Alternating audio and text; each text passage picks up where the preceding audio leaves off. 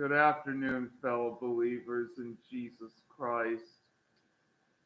Here I am to read the next chapter in Hinds' Feet on High Places. Chapter 19, High Places. Grace and Glory with her handmaidens, Joy and Peace, stayed up on the high places for several weeks, while all three explored the heights and learned many new lessons from the king. He led them himself to many places and explained to them as much as they were able to understand at that time. He also encouraged them to explore on their own, for there are always new and lovely discoveries to make up there on the high places. Even these high places were not the highest of all.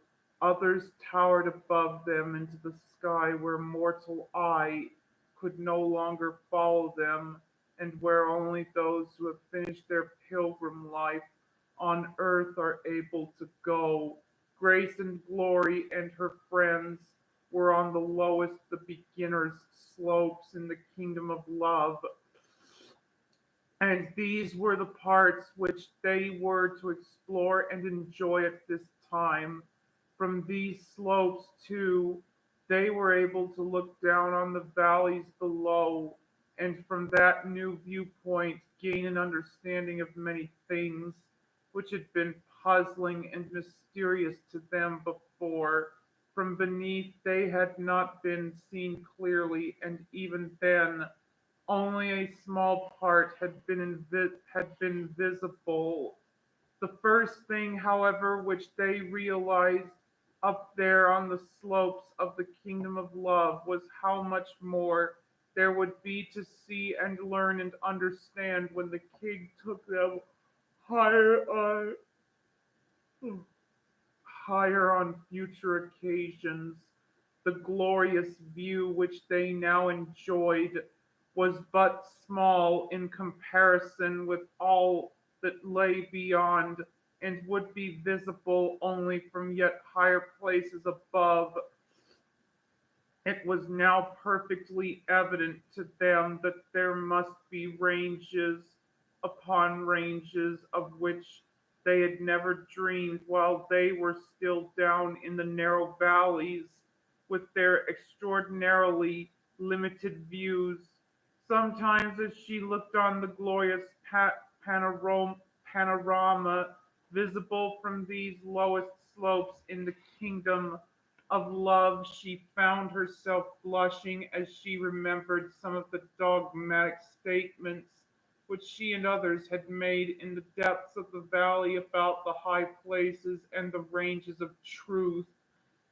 They had been able to see so little and were so unconscious of what lay beyond and above.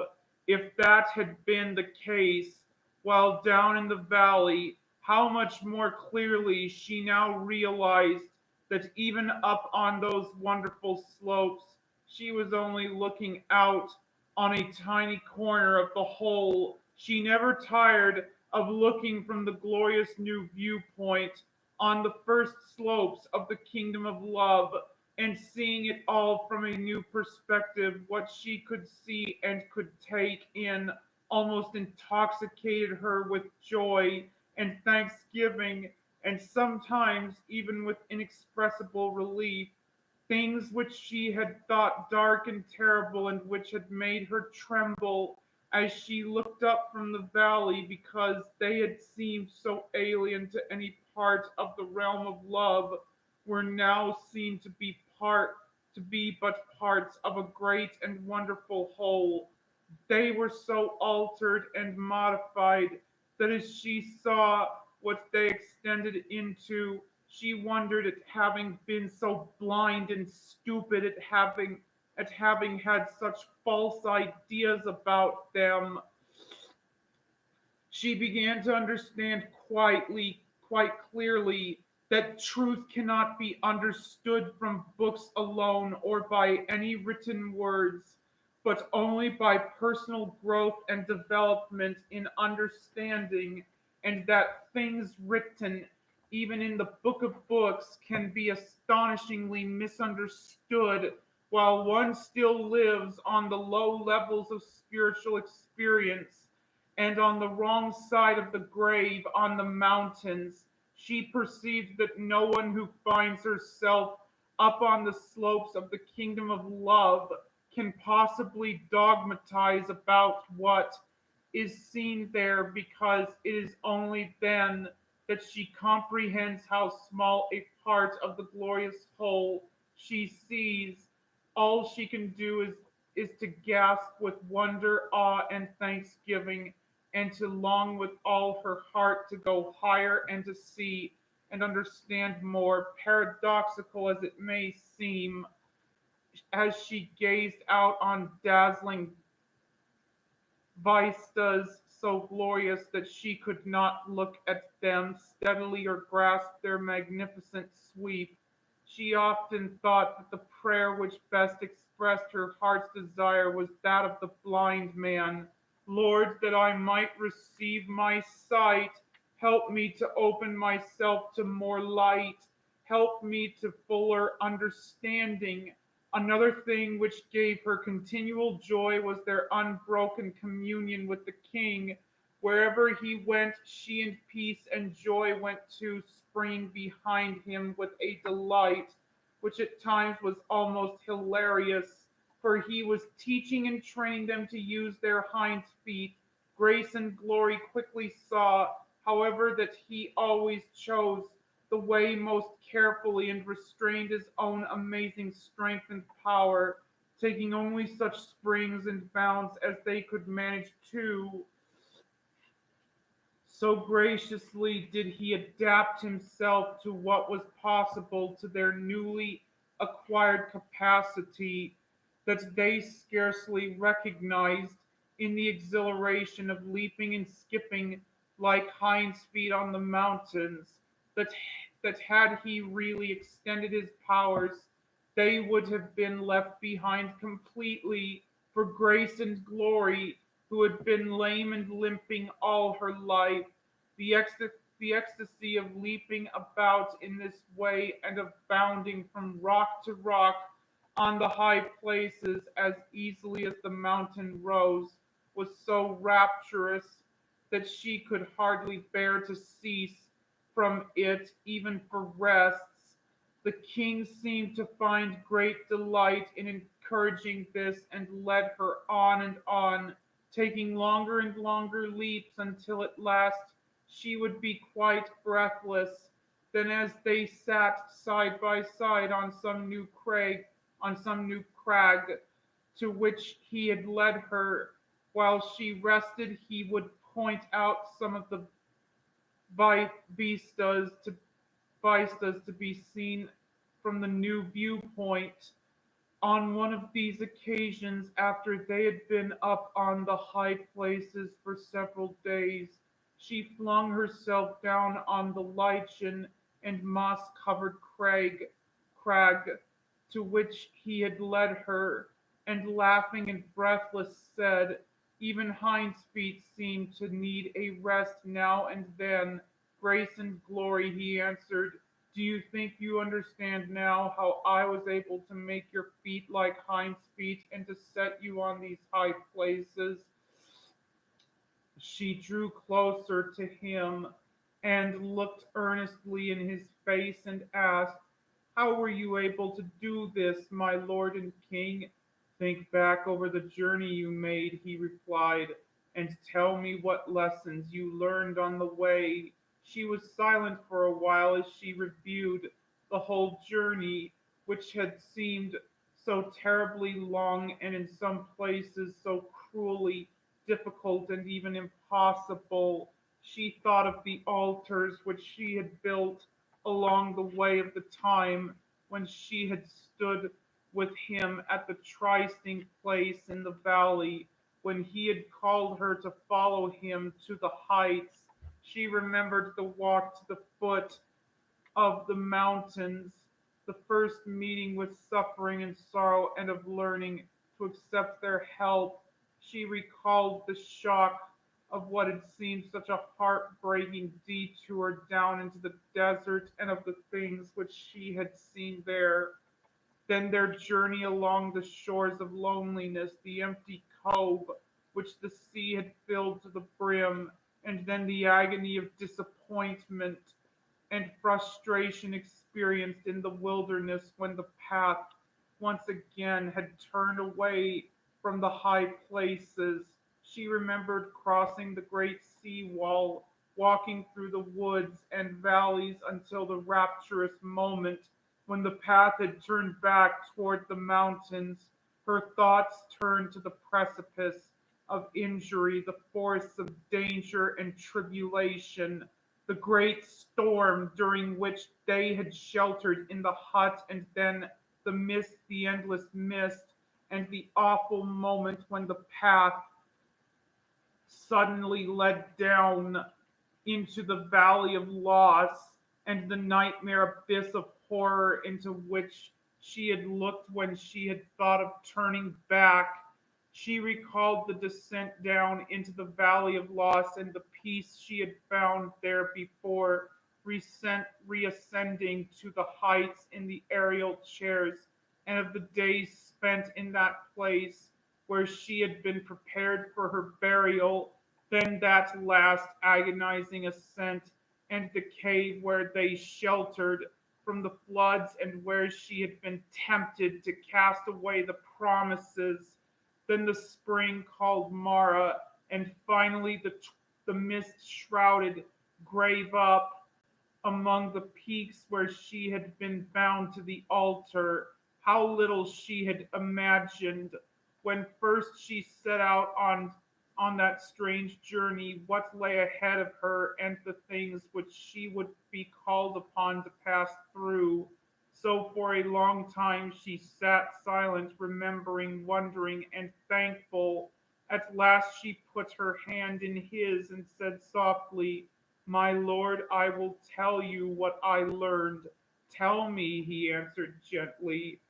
"First," said she, "I learned that I must accept with joy all that you allowed to happen to me on the way and everything to which the path led me, that I was never to try to evade it, but to accept it and lay down my own will on the altar and say, 'Behold me, I am thy little handmaiden, acceptance with joy.'" He nodded without speaking, and she went on. "Then I learned that I must bear all that others were allowed to do against me, and to forgive with no trace of bitterness, and to say to thee, 'Behold me, I am thy little handmaiden, bearing with love, that I may receive power to bring good out of this evil.'" Again he nodded, and she smiled still more sweetly and happily. The third thing that I learned was that you, my lord, never regarded me as I actually was, lame and weak and crooked and cowardly. You saw me as I would be when you had done what you promised, and it brought me to the high places when it could be truly said, "There is none that walks with such a queenly ease, nor with such grace as she." You always treated me with the same love and graciousness as though I were a queen already, and not wretched little much afraid. Then she looked up into his face, and for a little time could say no more, but at last she added, "My lord, I cannot tell you how greatly I want to regard others in the same way." A very lovely smile broke out on his face at that, but he still said nothing, only nodded for the third time, and waited for her to continue. "The fourth thing," said she, with a radiant face, "was really the first. I learned up here every circumstance in life, no matter how crooked and distorted and ugly it appears to be, if it is reacted to in love and forgiveness and obedience to your will, can be transformed. Therefore, I begin to think, my Lord, you purposely allow us to be brought into contact with the bad and evil things that you want changed. Perhaps that is the very reason why we are here in this world where sin and sorrow and suffering and evil abound, so that we may let you teach us to react to them, that out of them we can create lovely qualities to live forever. That is the only really satisfactory way of dealing with evil, not simply finding it so that it cannot work harm, but whenever possible, overcoming it with good. At last he spoke. You have learned well, grace and glory. Now I will add one thing more. It was these lessons which you have learned which enabled me to change you from limping, crippled, much afraid, into grace and glory with the hinds feet. Now you are able to run, leaping on the mountains, and able to follow me wherever I go, so that we need never be parted again. So remember this, as long as you are willing to be acceptance with joy and bearing in love, you can never again become crippled, and you will be able to go wherever I lead you. You will be able to go down into the valley of the world to work with me there, for that is where the evil and sorrowful and ugly things are which need to be overcome. Accept and bear and obey the law of love, and nothing will be able to cripple your hinds feet or to separate you from me. This is the secret of the high places, grace and glory. It is the lovely and perfect law of the whole universe. It is this that makes the radiant joy of the heavenly places. Then he rose to his feet, drew her up beside him, and said, now use your hinds feet again, for I am going to lead you to another part of the mountain. Off he went, leaping on the mountains and skipping on the hills with grace and glory, following close behind, and the beautiful figures of peace and joy springing at her side.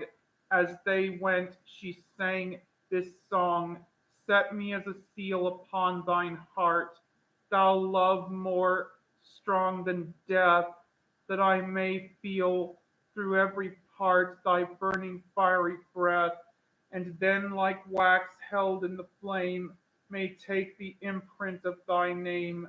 Set me a seal upon thine arm, thou love that bursts the grave, thy coals of fire can never harm, but only purge and save. Thou jealous love, thou burning flame, O burn out all unlike thy name. The floods can never drown thy love, nor weaken thy desire. The rains may deluge from above, but never quench thy fire. Make soft my heart in thy strong flame, to take the imprint of thy name. Canticles 8:6. Okay, fellow believers, God bless you. God bless all of you. And may the grace of Jesus Christ continue to abound unto you.